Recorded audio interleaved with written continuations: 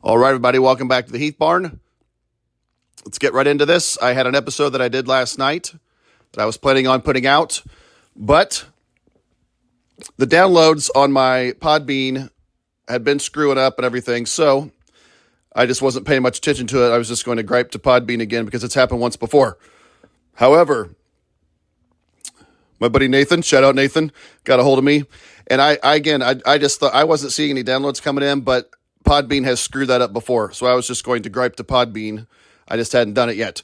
But apparently the Brian Barnhart episode is not even available. You can't even click on it or listen to it on any of the podcasting formats for whatever reason.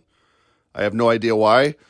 But so after hearing that, what I'm going to do tonight is I'm going to push back the episode I recorded last night, and I'm going to put out the Brian Barnhart episode again tonight.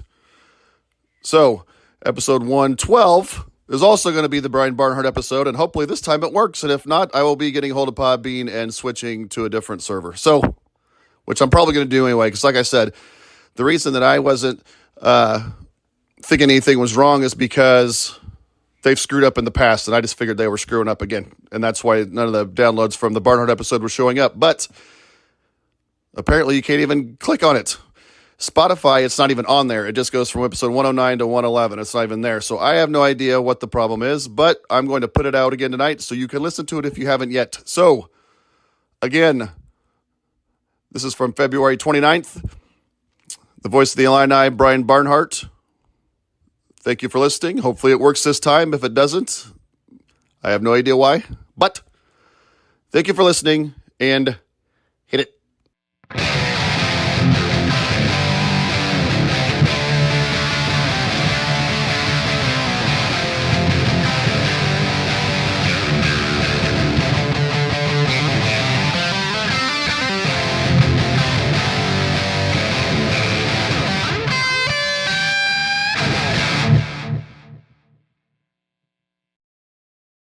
All right, everybody. Welcome back to the Heath Barn. In this episode, I am extremely excited.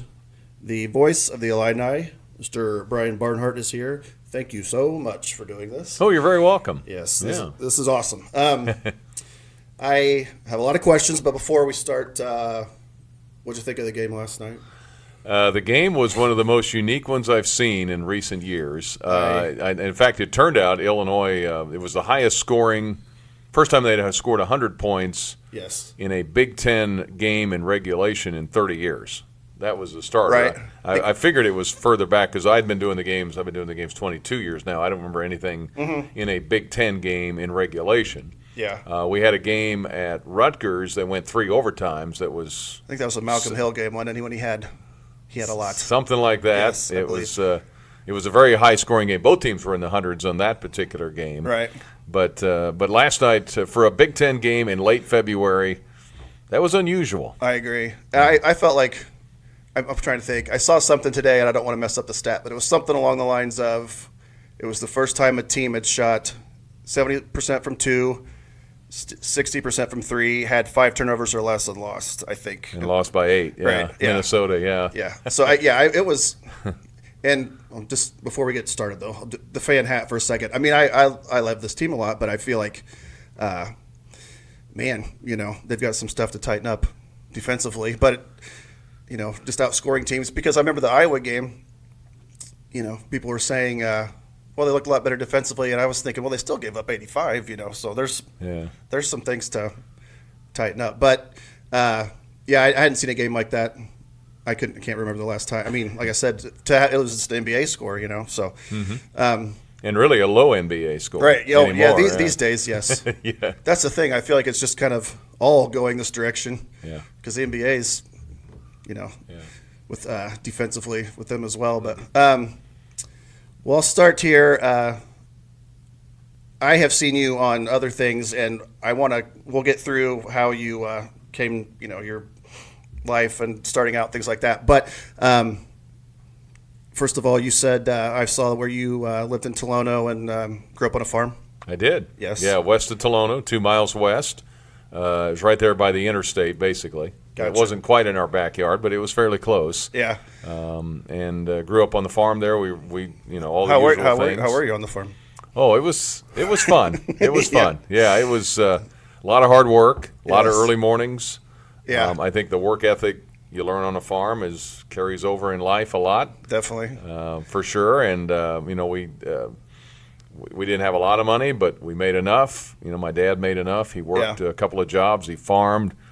He worked at night as a janitor at the University of Illinois. Really? He basically supported the family doing that. We had 5 kids total in the family. So, but it was, hard work and dependability and show up on time and all those things you kind of learn being on a farm. Yeah, my dad farmed as well.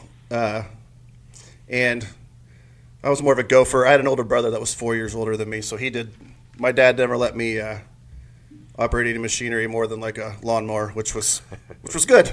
Yeah. But I was more of a gopher. But I don't know if I enjoyed it, but I never had interest in that being, what I did or anything. I just wanted to play ball all the time and stuff like that. And Dad that's what he wanted me to do. But I was fine. I mean, I did what I could, but borderline liability at times, I would say, just from kind of like what I was telling you with this technology. Same thing with like machinery, But we, my mom's first grade teacher, Dad was a farmer, and that's how we, and I got youngest of 4 and everything. So, yeah. But so when you were there, I know you said you went to a bunch of Illinois games growing up and everything. I remember, when you're young, I don't know if you had the same kind of feeling, but kind of similar to going to Cardinal games. I mean, I'm a Cardinal fan. Like growing up, first time you see the arch when you're going down, when you're on 70, it's the same kind of thing when you're young and you see that big white bubble, when you're pulling up, getting close to the stadium. I don't know if you felt that same way. Sure. But, do you have any memories, and not the obvious ones, like Eddie Johnson, like last second. Do you have any little like other kinds of memories that stick out?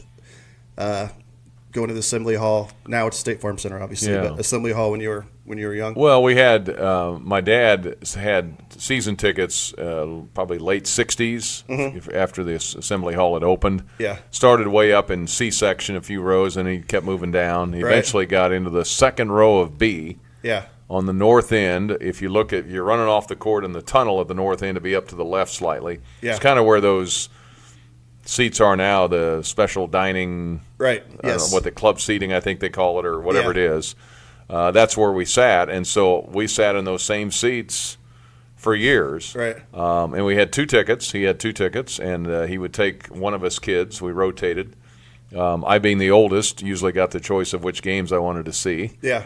And so I'd choose Indiana or Purdue or, the games you wanted to see and leave the other ones to my brothers and sister, to kind of choose from. So I guess that was a perk of being the oldest. But so you're the oldest of? 5.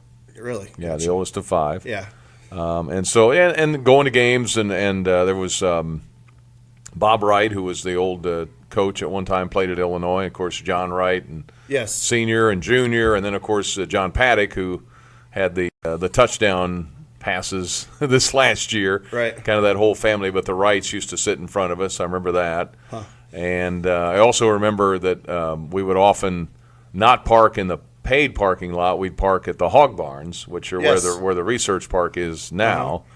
And we'd park down there and run to the games before and after the games run. I remember running out from the Assembly Hall in the cold with my dad to our car. Yeah.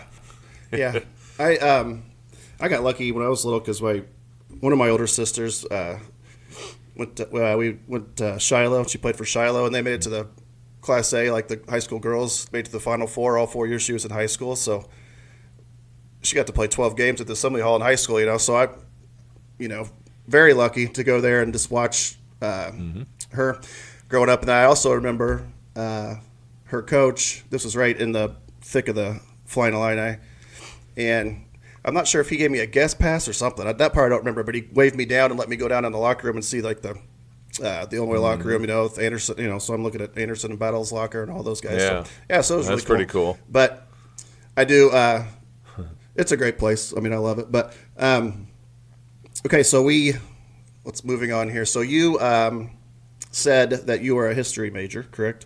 I was. And I know I saw something where you said you were shy and things like that. Very much so. Yeah.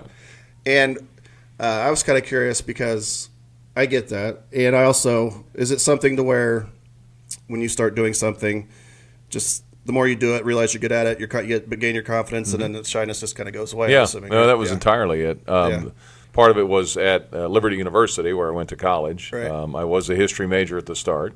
Yeah. And very introverted, very shy. Yeah. And the thing that appealed to me when I kind of got into radio, because I had a friend of mine who kind of got me into it, asked me to help him out. He was doing some games for the Liberty women. Yeah. One question about that real quick. You said that, okay, I can't remember what his name, but you said his goal was to call North Carolina games for North Carolina. That's right. Okay, now what, I don't want to, where did he end up going with his?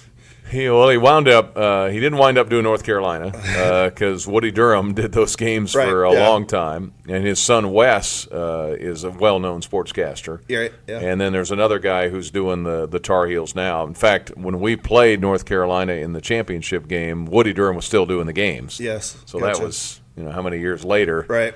But he did. He did some TV work for the Liberty Flames Network. He did some other work for some regional sports networks in the South. But never did get to be the voice of the Tar Heels. Yeah. So. Well, that's But so whenever you were when you first started doing it, I was going to talk about being shy too, because that's one where I think people need to understand that too. It's like, because there are a lot of people out there. Like, I even think of, not to talk about us, but like, good example. Like last night when I'm at home and my son's 7 years old, he's pretending he's plays for Illinois. He's playing the whole time. He's dancing. He's shooting. He's doing all this. But you get him around people and it's just nothing. So I worry about him. I mean, I'm not worried as a parent. I worry because it's like he's so young. I mean, he'll grow out of it. But I need to use you as an example because it's like he needs to understand that if you're good at something. If you got to let people know, or they're never going to find out,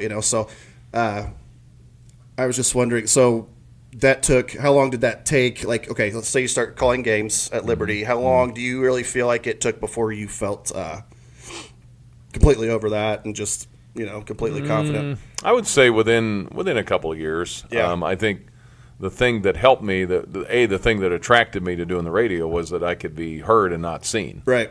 That was part of it. That's one thing. I never was really interested in TV because they see you. Right.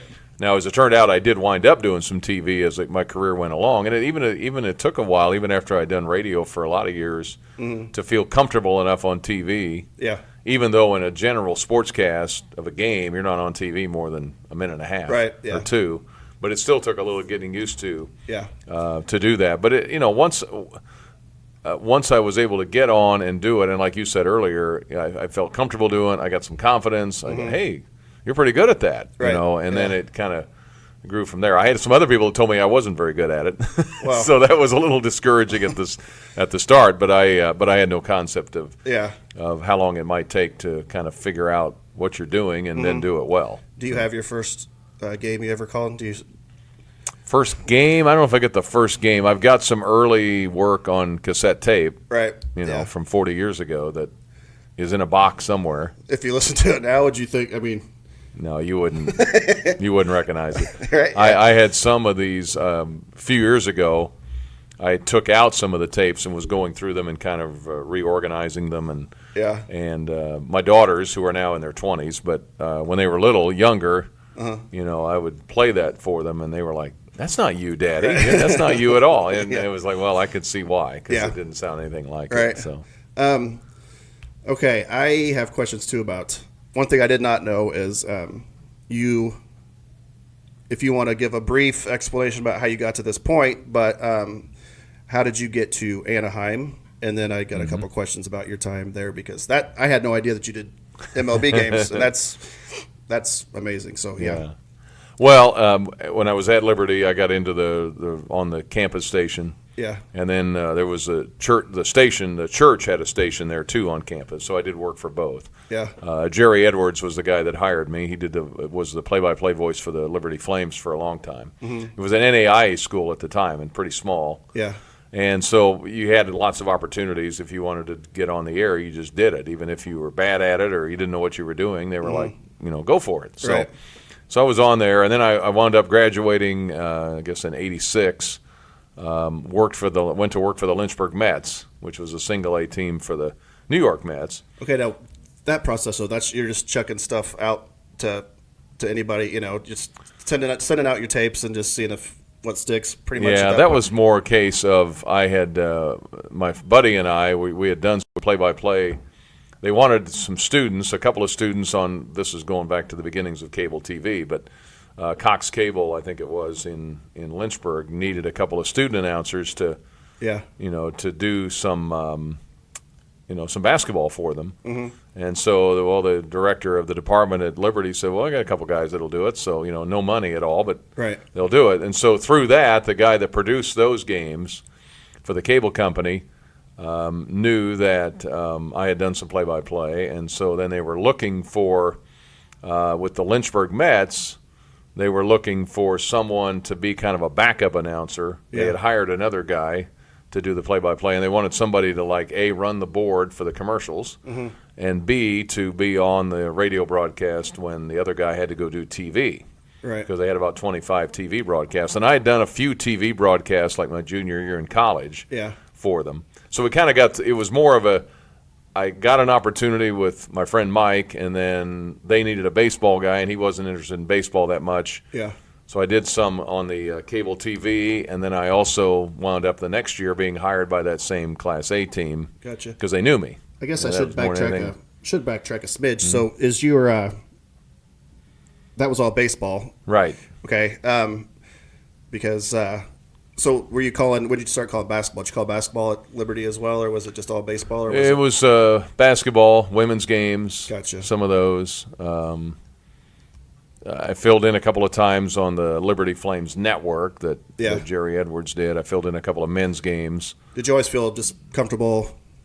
Was there a sport that you felt more comfortable calling right out of the gate, or was it just you're good with? Probably I was good with any of them, but baseball was my initial first love, I guess, because I had done some work in Lynchburg with the single A team there on TV.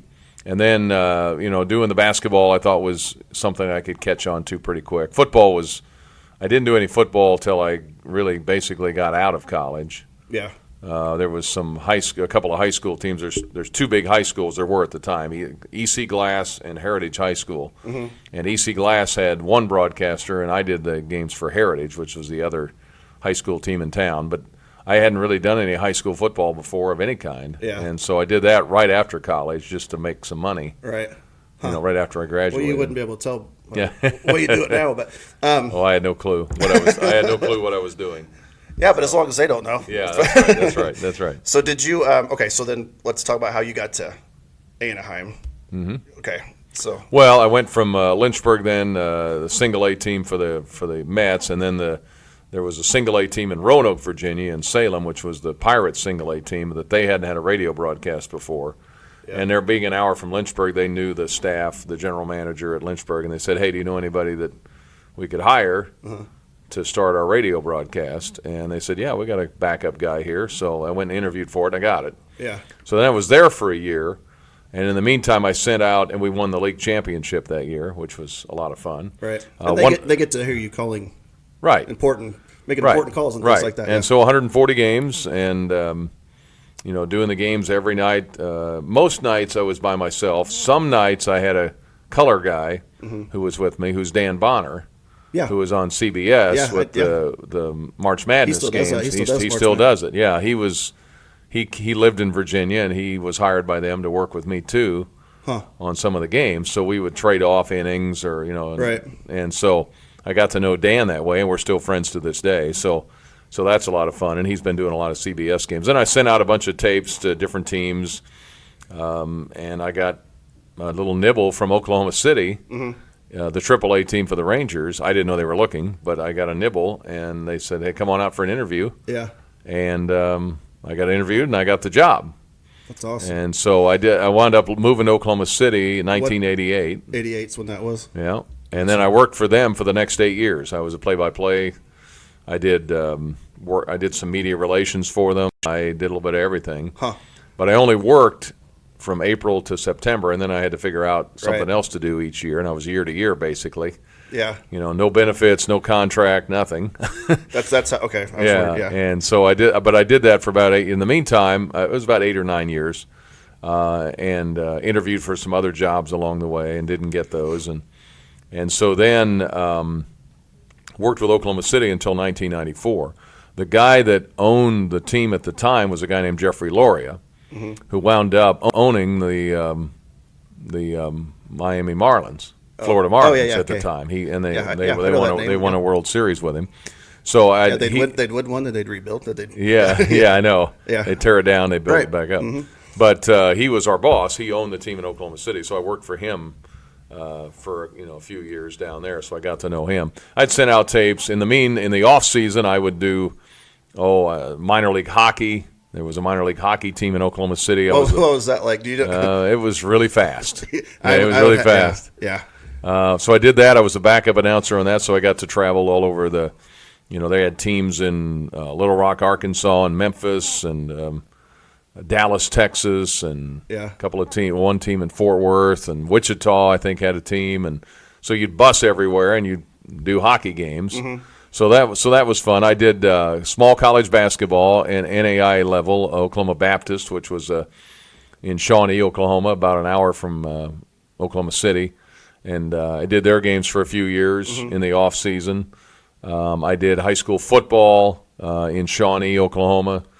Play-by-play in color. So I did a lot of. I had to. I had no choice. I had no other income. Right. And so I was scraping together, $25 a game here, $50 a game there. Huh. Yeah. I did that, and then I'd go back to the baseball every year. Right. And then I continued to send out tapes. I've got a stack at home, couple inches thick of, hey, thank you for your interest. You sound good. We don't have an opening. Right. I even sent some here to Illinois. Oh, did you? Yeah, and I knew, of course, I'd grown up with Jim Turpin, right, who did the games for many years, and Larry Stewart before that, if you go back far enough. Yeah. And so I'd sent a tape, and they, obviously our positions filled, and so I just poked around different things, and then I wound up getting 2 interviews in the fall of '97. I had sent out some basketball tapes, and I got a response from the Dallas Mavericks. Yeah. They called me down for an interview, and I was like runner up there. And then I got an interview with the Texas Rangers for baseball, and I got an interview there, and I didn't get either job, but I was close. Right. And the managing partner of the Rangers, who I interviewed with, he said, "Just keep plugging away. You're going to get a job because your stuff's good enough." Right. And then which is a good. Kids need to. Sure. Yeah. Just keep plugging away. He said you're going to do something. And then I'd sent out a tape to Anaheim. I'd actually forgotten anything about sending it out there. I just sent them everywhere. Right, yeah. And all of a sudden, about a week after the Super Bowl in 1998, I get a call saying, "Hey, this is so-and-so with the Angels. We got your tape. We love it. We'd like you to come out for an interview." That's great. And went out for an interview, and interesting story there is I went out and interviewed with the guy, the general manager of the team, or whoever it was that was doing the hiring. At the time I was out there, there was what they called an Angels Fan Fest, like a Sox Fest or and so there's all these Cardinals got like the winter warm up. Yeah. So we're going around and at this place there is there's a little truck, a TV truck or a little area where you can do play-by-play of a great catch by Jim Edmonds, as it turned out. That's a question I have right here, but go ahead. Yeah. Well, so it's a play Jim Edmonds made with the Angels when I think it was against Kansas City, and so I was going to ask you if you made that call or not. The one where he's over his head. Over his head. Yeah. I did not make that. I obviously didn't call. Was it the year before you were there? Probably missed by a year or two. It might have occurred a year or two earlier. Yeah. But anyway, what they did was they would have fans come in and you could record yourself calling the play, and then they would give you a copy of the recording. Right. So the guy that I was with, who was interviewing me, said, "Well, go in and just show us what you got." And of course, all these people have no clue that I'm on an interview, or they have no clue, whatever. So I go in there and I just call it like I see it, whatever it was. And I come out, and the guy looked at one of the other bosses that was there, who was doing the hiring as well, and he goes, "Hire him." That's awesome. because they heard it. And so that's So you did get to make that call. I did get to make that the call. The call got you hired in a way. Right. Yeah, I did. Wow. That's Yeah. because that was one of my questions. I was going to ask the years you were there, and I was going to see if Edmonds was there when you were. Yeah, he was playing there. Right. Yeah. Because he got traded, I think, in 2000, I believe. Yeah. So he was there. Darren Erstad And was there. Anderson and Salmon and all Garrett that. Anderson, Tim Salmon. They had a really good team. Yeah. But I got hired. We went to spring training in the spring of '98, and then I was there for '98 and '99. I'm sure all the hustle and bustle and traffic's just like it is here in East Central Illinois. Yeah. How? I mean, I can't even that's imagine. That's a whole different world out there. Oh, I know. Yeah. What was that? What was that like, though? I mean, was it a big? How much of a shock was that? Like, as far as just because people don't For a think, small town guy, it was people don't think about these athletes too. It's another thing, just getting around, just the day to day, and having to get to the stadium and get everywhere. Like I know that I've been out there. I lived in Florida for a few years, and that's a whole other level from here. But LA is a whole other level from Florida, so I can't. Right. Yeah, I mean, I can't imagine getting used to that. Yeah, fortunately, when I was out there, most of the games were at night, and so I would go into work about every day for the start of batting practice about 3. Mm-hmm. And so there weren't a lot of people there weren't people heading the direction I was heading at 3 o'clock. I was going against the traffic. Yeah. And then by the time the game was over, it was 11 o'clock at night or 11:30, depending on the start time, and there wasn't a lot of traffic either. So I avoided the day-to-day grinder of trying to go to work every day through traffic. Right. I had the benefit of working against the schedule, but that was a wonderful experience. There was a lot of pressure. Yeah, because sure. Who was in the booth with you? A guy named Mario Impemba was with me. We had 2 play-by-play guys. We didn't have a color guy. Oh, so gotcha. we would each do the first year. He did. Well, I guess best radio's usually like that. I guess. Yeah, he did 6 innings, and I did 3. Yeah. And in Los Angeles, it was a little unique because Vin Scully, of course, doing the Dodgers for many years, did the games by himself. Yeah. Okay. Now later he had some other guys come in. Charlie Steiner came in. Rick Monday was there, but for a lot of years he would do the games alone. Yeah. And so the Angels kind of copied that in that there wouldn't be any, like right now, me and Dion, we interact on the air all the time, or me and Martin O'Donnell over the years interacted over the air. They didn't want us interacting over the air. It was basically Mario did his innings, and I did mine. Yeah. Well, the next year they changed that, where we were both kind of each other's color guy. It was kind of a 2-man team. Gotcha. But we didn't have a Major League Baseball player or a former player in there with us. Right.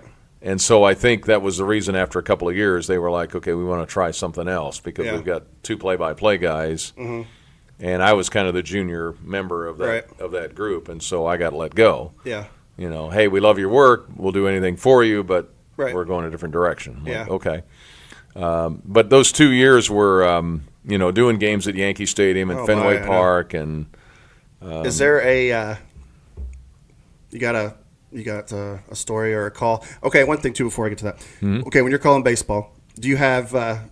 Were you a guy that had because football, basketball, it's more instincts because it's going faster. Mm-hmm. Baseball, did you ever have any? Not like calls like this is my home run call. This is this call. This is or whatever. Or because you have more time to think of things, I guess, in baseball rather than using your instincts. Did you have things like that, or did you just call what you saw? Or baseball, you do a lot more prep, storytelling, recapping, discussing issues of the day when it comes to Major League Baseball or games, things around baseball. Yeah. It's more of a. I do that too. I try to sync up John Rooney a lot of times with the Cardinal games, things too. Yeah, it's more of a conversation. Now the game is speeded up now a little bit because with the pitch clock and everything, so you don't have as much of that. But on the way here, we were listening to the Cardinals. I was trying to explain to my wife. Somebody was there was a guy on first, and they threw over twice, and Rooney explained how you only get one more throw over there now since they changed rules. So I was trying to explain that to her, and that was kind of a mess. She didn't quite pick up. So, but I don't. Them speed up the game. That's a whole other conversation. But there's much more of a here's the wind, the stretch, and the pitch. It's high, ball 1. Right. And then okay, now what? Just kind of shoot the breeze a little bit. And then, hey, in his last start, so-and-so threw 6 2/3 innings. And, yeah. There's just a lot of stuff you can throw in there. And here's the wind and the 1-1 pitch. Right. Little outside, ball 2. Or, here's a throw to first, runner back. And so you're weaving you're sitting there having a conversation with a listener, basically, and you're weaving in action as you go. Yeah, right. So there's – and I think it helps me in my basketball or football play-by-play because I know that, especially with baseball, people are tuning in and out.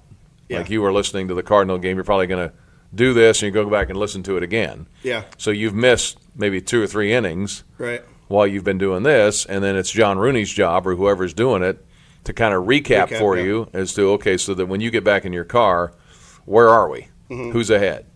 And so I do that a lot, I think, in basketball and football just because there's more scoring, especially basketball, especially last night. Yes. But I think it's people – you got to remember that people aren't like glued to every word you're saying for 3 hours. You've got to just kind of keep – hey, if you've just joined us, this happened. Illinois was down by 5 at the 10-minute mark. They went on a 15-2 run. They've grabbed the lead.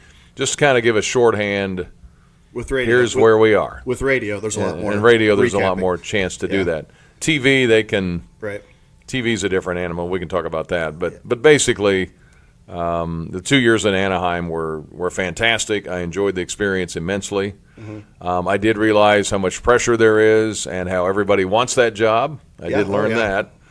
And that was a little shocking to me. Somebody had told me about that. Well, that's why you should feel so good about. I mean, you actually doing it. I mean, that's just it's crazy. Those jobs don't grow on trees, Right. So to be able to do that for a couple I had years. the sense there were some. I think when I showed up in Anaheim, and I had been in Oklahoma City, and here I am, this little, farm kid in Tolono, Illinois. And it's like, well, who''s that? Where'd they get this guy? Yeah, but once you start doing it, and people would say, hey, you're doing a good job, but there were a lot of people too that. I'm sure in a market that size, you're like, well, where do we get, where do we find this guy? And he does a good job, but I could do it better. There was much more of that than I anticipated. The guy that you were in the booth with, that name didn't ring a bell. Was he? How long was he their play-by-play guy? He was there from 95 to about, I don't know if it was 01 or 02. He left and went on to be the TV voice for the Tigers. Oh, gotcha. For Detroit for many years, and then he got let go from that job, and then the last I think 5 years Matt Shepard did it, and now Jason Benetti's taken over. Yeah. So he was a couple of guys before Jason Benetti in Detroit. He was a really good announcer, solid guy, became a good friend. Yeah. But we spent a lot of time together for sure. Okay, so now we get to after Anaheim. You can briefly tell everybody what brought you back here, and then we can start. Then we can start getting into the fun Illinois stuff. Okay. Well, after Anaheim, they told me my contract wasn't renewed. The guy in Oklahoma City that owned at the time owned the Montreal Expos, who are now the Washington Nationals, of course. He had told me over the years that if I ever need an announcer, if you're ever available, I'll hire you where I'm at. Yeah. Because his goal was to own a major league team, and my goal was to get to the big leagues. So, and he liked my work in Oklahoma City, so I called him right after the Angels let me go, and I said, "Hey, I'm available." And he said, "I'll hire you." Yeah. So he was going to hire me in Montreal. He had just taken over the ownership of the team. And one of the things he wanted to change, because the Expos were struggling at the time, which is why they wound up moving to Washington. Yeah. Because attendance was way down. There wasn't a ton of interest. Around 2000. Yeah, so all the Walker, Grissom, all those guys are long gone. They were long gone. Yeah. And so what had been happening is the team, the Montreal Expos, were paying the radio station to be on the air. Oh, a certain amount of money. And they had a French broadcast and an English broadcast, because heavily French up there too. Yeah. And he said, well, what I'm trying to do, he told me, is I'm trying to get the radio stations to pay me, not the other way around. It's not the best. And so they got into a dispute, a fight, and the radio station was like, we're not doing that. Why should we pay you, And so as it turned out, the job kind of fell through because he was in a legal argument with them. And he called me one time, he said, you're going to have to probably look for something else. Yeah. So I moved back here to Champaign because I didn't want to really live in California. Yeah. I had 2 young daughters, and I didn't want to stay out there Right. and try to make it in expensive California. So I thought, well, I'll come home here and I'll look for work here. And so as it turned out, I applied. I thought, well, I filled out an application at the News Gazette downtown. Yeah. And turned it in, thinking, well, I could at least deliver the paper for a while or something, until I get back on my feet a little bit. Yeah. And then I got a call the next day from Stevie J, who was working here at WDWS and was the general manager by then. So he was here before 93. He was here, yeah. He'd worked at WLRW in town, and then he moved to WDWS, had been on the air for a long time, and worked his way up, and then he was the general manager. And they were going through a lot of changes. Jim Turpin had retired as the general manager. They went through a handful of GMs, and then they hired Stevie. So Jim Turpin not only called Illinois, he was the general manager. He was the GM of the, which I can't even imagine doing. Yeah, I being didn't. the I didn't GM know of that, a radio station, and doing the games, and doing the Penny for Your Thoughts show. Yeah, he did all of that. And so Stevie said, "Well, I don't have anything right now, but you're hired." Yeah. And I thought, okay, well, what does that mean? Kind of a Swiss Army knife. Yeah. And so then he hired me to do some part-time work for him at WDWS, and then he added me to the morning show on the WDWS, and he said, "You want to read news?" And I was like, "Well, I guess I can read news. I haven't read any news on the air since college, but sure, I'll do that." Yeah.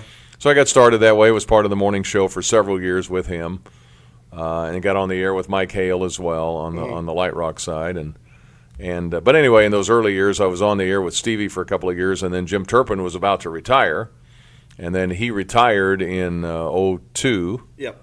And the folks at the University of Illinois, Ron Gunther and those folks, approached me and said, "Hey, would you be interested in being our new play-by-play guy?" And I was like, "Well, absolutely. That's awesome." I had thought about coming here. I didn't think the job would ever be open, frankly. Yeah. Jim had done it forever, and I wasn't going to be here anyway, and it didn't really matter. Right. But then when I was here and working at the station where the games are on, I thought, well, let's do it. So, I wasn't going to turn that down for sure. So got here at a good time, too, team-wise success. So you had, who was it? It was Bardo first. Is that who you were paired up with basketball? And then Jerry Hester. Yeah, started with Stephen Bardo. Stephen had just come on to start working with Jim Turpin. Yeah. And Lauren Tate had been with Jim for many years. Right. And Lauren was starting to get out of it, or they wanted to make do something different there. So they kind of kept Lauren on as a pre-game or halftime, post-game guest kind of thing, and then they hired Stephen Bardo. Mm-hmm. And then when Jim retired, then I took over, and I still had Stephen with me. Right. And then Lauren Tate as well. Yeah. So it was kind of a 3-man team in a way. Right. And so we were all there, 02, Bill Self, start of the Bruce Weber era, the 04, 05. And then Stephen was starting to do a lot of he had been hired up at CBS Channel 2 in Chicago, did some sports up there. And then he started doing a lot of ESPN games. And then it became apparent that he just couldn't commit full time to Illinois, so then we hired Jerry Hester then to take his place. Yeah. And that was about 06, I think, 06, 07. I got to talk about Hester too here in a little bit because I have a little story about him. But one thing I was going to ask too, with football, you're going to have a new partner here this upcoming season, and I was kind of curious the process of breaking in a new partner, like what the challenges are, how you prepare, with a new partner, things like that, the process that goes into getting ready, get your chemistry down as much as you can before the game start and all that kind of stuff. So, because that'll be happening here, right? So yeah. Well, I started with when I took over, Jim Grabowski. Yeah, was it was interesting because the first football game I did for Illinois, and like I said, I'd been doing high school football for a few years, but I hadn't done it in a while. It had been a few years since when I was with the Angels and coming back, and the first game of the 2000 football season, Jim wasn't feeling good. He was having some health issues at the time, and so I had literally just gotten back from California, 5 months earlier, whatever, in April or May, and the first game was at San Diego State. Yeah. So I go out there, and they say, well, we'll have you fill in for Jim. And, it was like, well, it's been a while since I've done a football game, but absolutely I'm going to do this. Right. And I did okay. I mean, I thought it was okay. And I could have done better, but I was doing the best I can. One, I was scared to death because I was, taking over, filling in for, a guy who had been doing it for a long time. Right. And two, working with Jim Grabowski and wanting to do a good job. And so, it was – and the San Diego State wore these awful uniforms. You couldn't read the numbers. Right. I mean, it was kind of pieced together. Yeah. But they loved it. They thought it sounded good, and I think they were impressed with my approach to calling the game. And by my standards, it wasn't what I thought it should be, but it was okay. Yeah. I will say this. That's how you know you're better than most is when you don't think it's, like when you're yourself, when you see yourself, you don't think it's very good, but everybody else thinks it's good. So, like, your level is higher than everybody else's in your mind. You know what I mean? Because, like if you do something and they're like, I don't think I did very good, but everybody else thought it was really good, then, that's how you know you're one of the best. So, and I wasn't, I just was trying to hang in there and do the best I could on that. I filled in for Jim a couple other times that year for over the couple of years, and then a couple basketball games here and there. Yeah. And then when he retired, then, of course, Grabowski did the football with me for a few years. And then he retired, and then we looked about, I think it was about 07, somewhere in there, right before the Rose Bowl year, or maybe right ahead of it, I guess. Yeah. Grabowski stepped down, and so then we did some searching, and then they interviewed some people, and we hired Howard Griffith. Right. And so Howard was hired. We announced it. Howard Griffith's our new color guy, and then 2 weeks later he got hired by the Big Ten. Right. And of course he's still there. Yes. All these years later. And then Kittner was kind of our other candidate that we came in the final 2 or 3. Yeah, I thought I enjoyed listening to him. I thought he did a really good job. Mm-hmm. So he was good. It brought a quarterback perspective, and had a lot of success. And I didn't realize that Howard Griffith got it first. Yeah, I didn't know. Yeah, he had it first. Had about 2 weeks. Yeah. And then Kittner did it for several years, and then he wanted to step aside be with his family. He had a young family. And then Martin O'Donnell had been doing the post-game call-in show, on our local station here at WDWS, and so he'd been on the air for several years. So it was kind of a no-brainer, like, okay, we got a guy right here, let's do it. And of course, over the last 9 years, he's been spectacular, right, doing the games with me. But now he's reached the point Kurt did, where it was like, hey, I want to spend some time with my family on Saturdays, and so we'll start. We'll start looking here soon, and we got some names in mind of people that I think would be good to consider, and whether they can do it or not, or what their schedule allows is a whole other matter. But basically, what I've tried to, you asked your original question about how I basically have worked with my color commentators is, I'll tell you the what, where, and when. Mm-hmm. You tell me the how and why. Right. How this is working, why this is working, why it's not working. Yeah. And just kind of start there. But will you meet with them and do do you guys do like a trial run? Do you call things beforehand, or is like the first game of the year? Will that be the first time you guys have done a game together, or do you is there practice beforehand? Or no, not really. Yeah, I mean the only practice there might be is like a spring game, right? Yeah, where you kind of get a feel for it, which is not really a game, but it's enough action to kind of give you a feel for each other. But no, first game we were ready to go. Right. And I think, Martin, I knew he would do well, and he just grew into an outstanding color guy. But I just divvied up like that. Same way with basketball. When I was with Jerry Hester and then Dion and Doug and you just tell me you guys played at this level. Right. I didn't. I don't know what it's like to be in the huddle. I don't know what it's like to be blocking a 300-pound defensive end. I have no idea. Right. But they do. Martin does. Kurt Kittner, I had no idea what it's like to have a blitz coming at you, but he did. Yeah. So he can explain the game, the how and the why, so much better than I can. Right. I've watched football my whole life. I get the sport, but I don't know the intricacies of the middle of a heated battle like they do. So trying to get them to trying to help them and what basically – have them explain to the fans in a way that's understandable that here's what happened and here's why.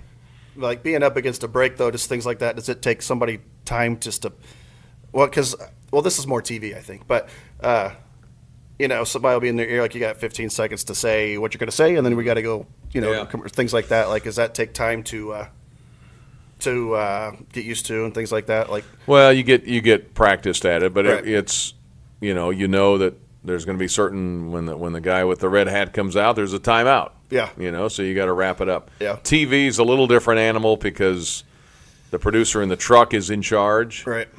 On the radio, you're in charge. Yeah, There's a little that's true. difference. Yes, There's a little yes. difference, but obviously, that our engineer, Ed Bond for years, will watch the red hat guy, and when he comes out, he'll tell you, "Let's take a break." Yeah. And so you go to break. Right. TV, there's like a hard, Yes. they're counting down, they're showing video, they're Right. showing a highlight, and they're going to break, and you're done. So Right. you'll be.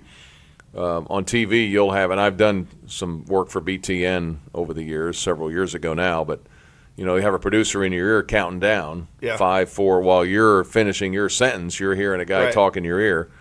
But Radio, radio, you it's don't just have you, that. It's just you no, it's doing- just you. I Yeah. mean, you're the guy. You're the boss. So. Yeah.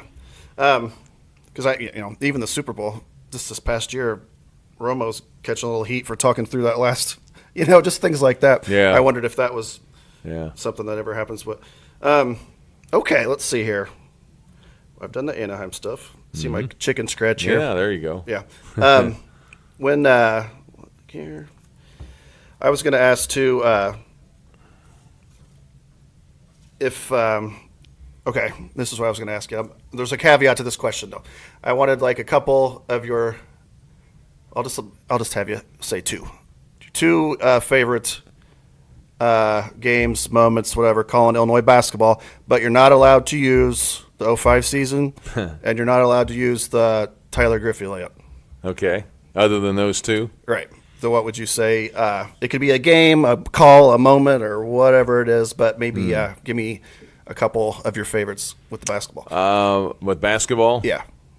Well, let me think. I would say 05 is just way too easy. Yeah, 05 is way too easy. Final Four was unbelievable. The Louisville game and so forth. Yeah, I mean, you got to call a national championship game. Yeah, that was cool. Yeah. I would say some of those early years with Bill Self, going to Maui. I think those have been really cool. Yeah. I've been out to Maui 4 times now. That tournament is awesome. Doing games from there. It's interesting because you're doing a game in the middle of the day, and it's like 10 o'clock or 11 Right. o'clock back home. Yeah. So that's kind of a fun sensation. I've been able to, we did games in Padre Island. We've done games in Las Vegas. I remember a game I forget what year it was, 01, 02, somewhere in Las Vegas. I was filling in for Jim. Illinois was playing in a high school gym. Greg Maddox's old high school, I think, in really? Las Vegas. Big high school gym, but the tournament was in there, and we made it to the championship game against Southern Illinois, and Yeah. Bruce Weber was coaching Southern Illinois. I think I remember that. And I think Sean Harrington hit a big shot in that game, and we won. I just remember thinking, who's this coach out there that won't stay off the floor? Yeah. And it was Bruce Weber. Yeah. And of course later we wound up working with him and being friends with him. So that was interesting to do. I think the Big Ten championship game the game we won the Big Ten title against Iowa. That's Right. probably just that whole day was surreal. With Nebraska, the last place team taking out Wisconsin in Madison, totally unexpected. And then the rest of the afternoon, it was like a explosion of energy. Yeah. As people saw that result, and then knowing if you could beat Iowa, you could win a Right. share of the Big Ten.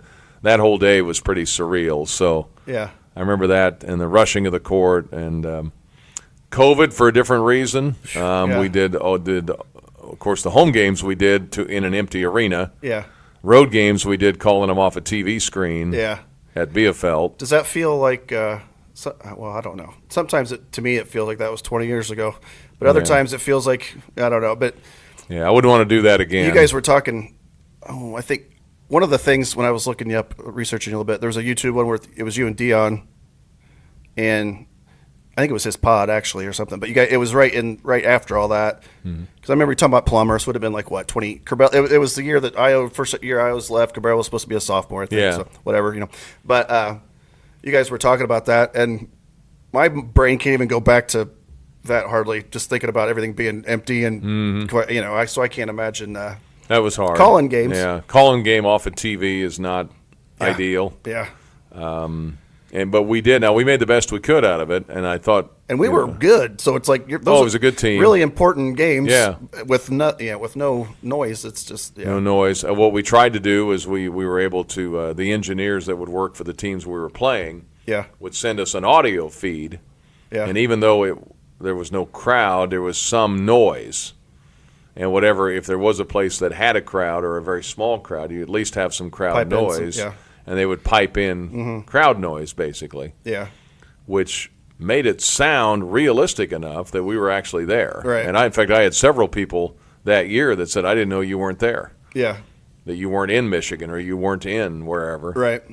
Which is good, but Which is good, but I wouldn't. Yeah, people actually working it, I can't as imagine. Jim Turpin told me that year, he said, "Don't get too good at that, or that's what they'll want to do true. going forward." So, Yeah. I wouldn't want to live through that again. Yeah. And it was just bizarre. I remember sitting there, and we were rolling pretty good there that year that the tournament got canceled, and Yeah, probably would have had a 5-6 seed somewhere in there, but we're playing well, and that was a great game too. The Kofi block on Garza at the end of the game. yeah, that was great. That was. And the one, well, here, I got a question coming up where I'll bring this guy up. But, that year was bizarre. But real quick, too, I just thought about this. So like a game, because you're busy you're traveling. Let's say, so you guys, you're going to Wisconsin. So, like, what's a day, like, leading up to a game look like for you? Like, are you, what time do you get this, just like, honestly, your kind of routine, like on a game day, like on the road. So just when you get there and prep and all that kind of good stuff. But Yeah, well, my prep, like we got a game with Wisconsin this weekend. I'm assuming football is much more thorough. Yeah, football is much more thorough. Yes. Basketball, it takes me 2 to 3 hours to get a score sheet ready. Yeah. I've already been working on Wisconsin this week, so I'm already ahead. In fact, I've printed off material for Purdue. Yeah. So I try to work about a game ahead. Right. The Minnesota game, of course, is just completed. So, but I've got my Wisconsin score sheet about half done already. Yeah. Just looking up, every team has game notes, and so I've gone through online all of Wisconsin's notes and made notes on each of their players and all the guys they have. So I'm basically over half done. Yeah. I'll go home today and get ready. Tomorrow we leave. I think our flight's at 5 something. Yeah. And it's only about a 45-minute flight to Madison. Right. So we'll go up there. This year, not every coach has done it this way, and it varies year to year. But this year they'll go from the airport to the arena, get everybody off the bus, put up a few shots. Nothing really organized other than just shoot. Yeah. And then they'll pack up, go back to the hotel, and have a team dinner. They'll watch their film. I've watched some of that. It's interesting. Are you around? Are you around the team while this is going on? So, yeah, in the dining room watching film with them. So you get to hear Coach. Yeah, talk about they have all the players talking about the scouting report and what this guy does well and what he doesn't do well and so forth and then they'll that's it for dinner and they'll wrap it up for the night and then the next day, depending on the time of the game, usually the visiting team gets to shoot around first. Yeah. So if it's a 6 o'clock game, you might get to shoot around at 11 a.m. So you go back over, they'll do their final scouting report, prep, what they call a walkthrough, basically, shoot around. Yep. Brad Underwood's are different than most teams. His are a little more full tilt. Are they? Other coaches would walk through what the other team runs. Yeah. If you're at a really early game, sometimes they'll have to do the walkthrough in a ballroom at the hotel where they put down the free throw line and the lane and walk through the plays that the other team's going to run to kind of get a last-minute scouting report. I was a varsity coach, and one time I had to use the library. I was moving desks around for the other team and stuff. Yeah. Just whatever they'll give Same you. idea. Yeah. And so sometimes you have to do that. We had to do that at Tennessee. The game was early. Tennessee time this last year, this season.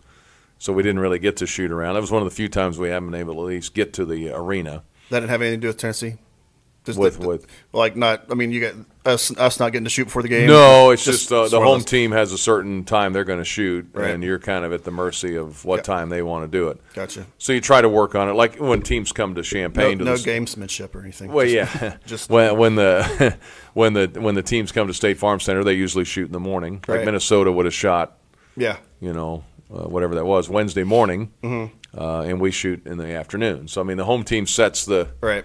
Yeah. Whatever the home team, whatever team the home team's going to wear the uniform, well, then the other team reacts accordingly. So there's an advantage to being at home for sure. But then like in Wisconsin, and we'll do the shoot around, go back 4 hours. They always eat 4 hours before every game. Before that meal, Underwood will come down. We'll do our pregame interview. Right. I usually interview an assistant coach, Chester or Jeff or Tyler Underwood or whoever's doing the scout for that day. You guys always usually talk to the radio guy from the other. Usually talk to the radio guy from the other team. That can either be live or taped, depending on how long their show is.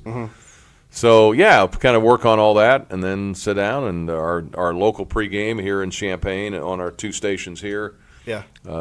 Starts 2 hours before game, and then our network pregame starts an hour, and gotcha. Yeah. And then you tip off and you go. There you're off to the races. Yeah. Can you put your fan hat on for just a second? Okay. If you have let's say you have a Mount Rushmore of your favorite Illinois players, basketball players. If they have to be before you, we're calling games, so you're not showing any favoritism, or it can be or whatever. But I know I can. And then I might give mine too. See how close. See if we got any. Yeah. Well, early because I went to games early when I was a kid. Nick Weatherspoon was probably my favorite player. Yeah. Growing up in the early 70s. I mean, I thought he was fantastic. Eddie Johnson was a favorite. Yeah. Of course, hit the game-winning shot against Michigan State, and I was there for that, was in the stands. Derek Harper was a lot of fun to watch. Yeah. Of course, the Flying Illini, any of those guys are a favorite. Kendall Gill, Nick Anderson particularly, I think. Yeah.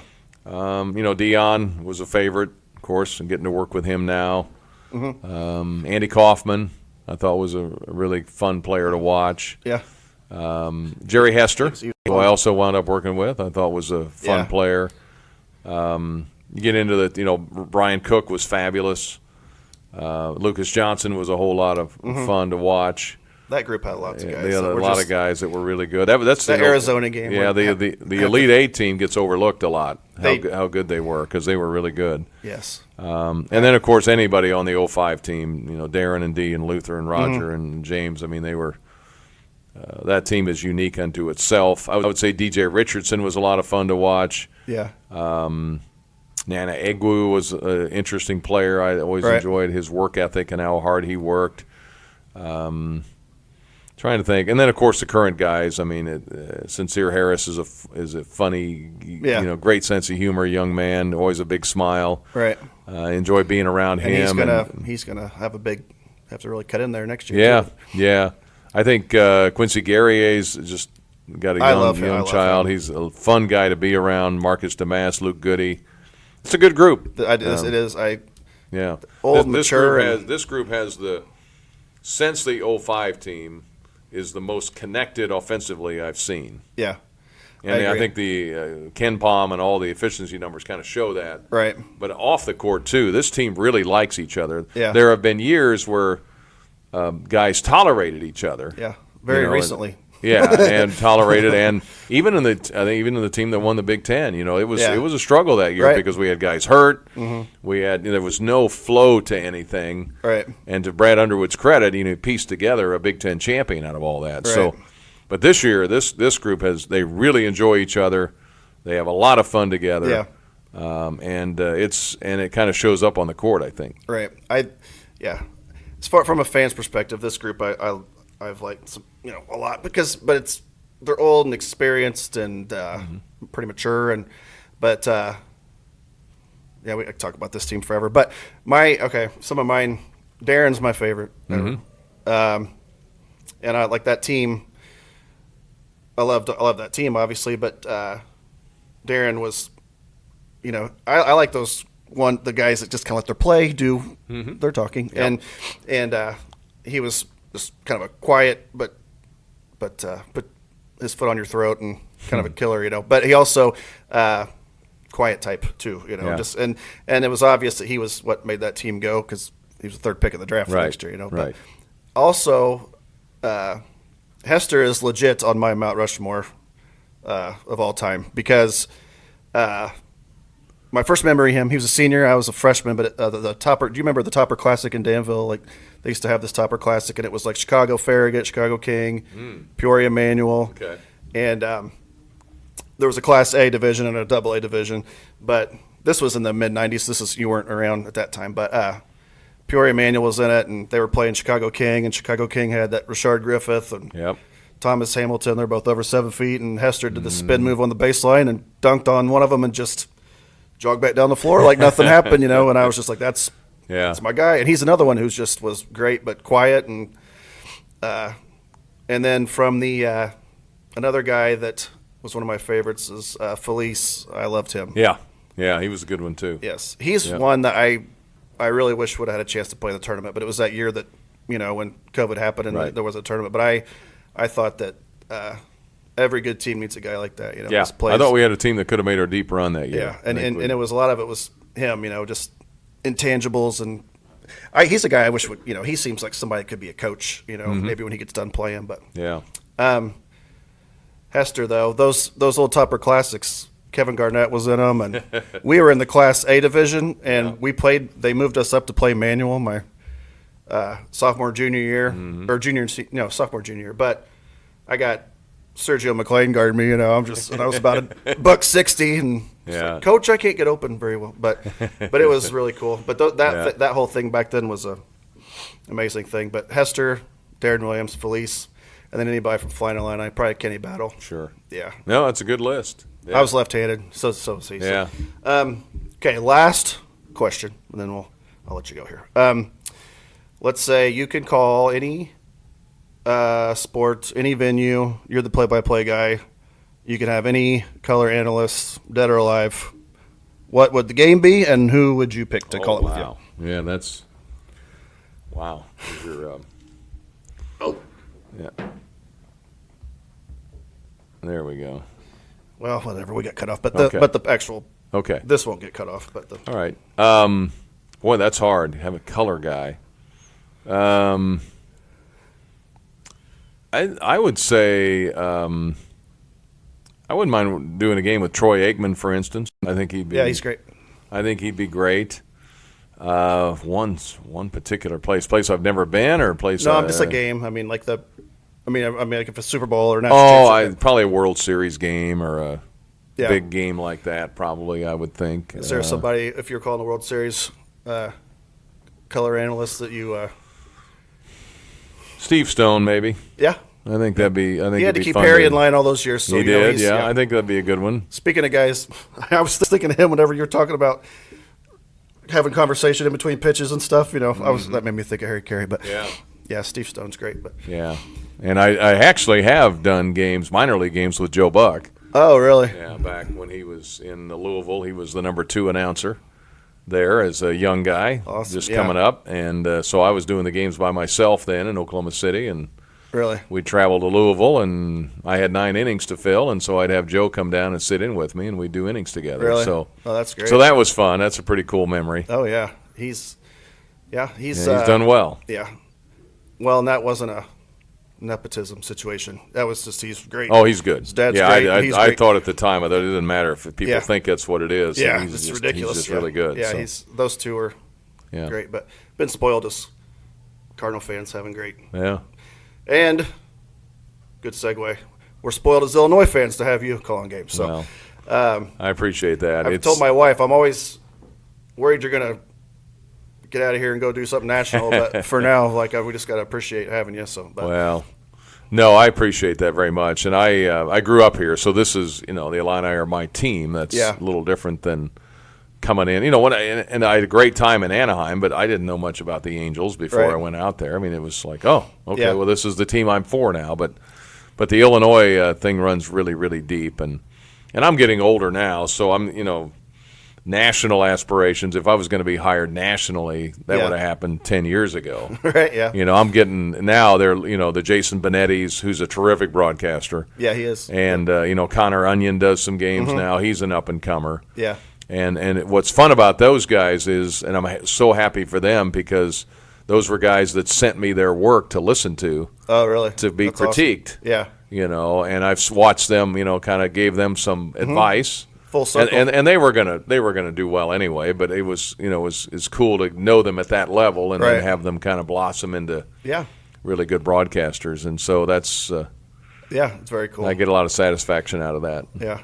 Well, thank you very much. This was great. Hey, you're welcome. Yeah. Thank you. And again, this is, I hope that maybe we can, like I told you, I was trying to, when I first started doing this, I kind of wanted to make where I am at kind of a destination for people to come, but I'm like, I will pick up and go anywhere to talk to you. And this is good because I need to start doing this kind of stuff. Take it on the road a little bit and Sure. go to people. So yeah, this was a lot of fun. But Well, good. Thank you very much. Like I said, we're Illinois fans are all just thrilled to have you. So I will do our sign-off line. My son, he was like 5 whenever I started this, and I told him, I'm like, what should my sign-off line be? Sign-off line be. So, and he said, that's that. I'm like, all right, that's what I'll do. So, Brian Barnhart, thank you very, very much You're for coming welcome. on. And for Welcome to the Heath Barn, that's that.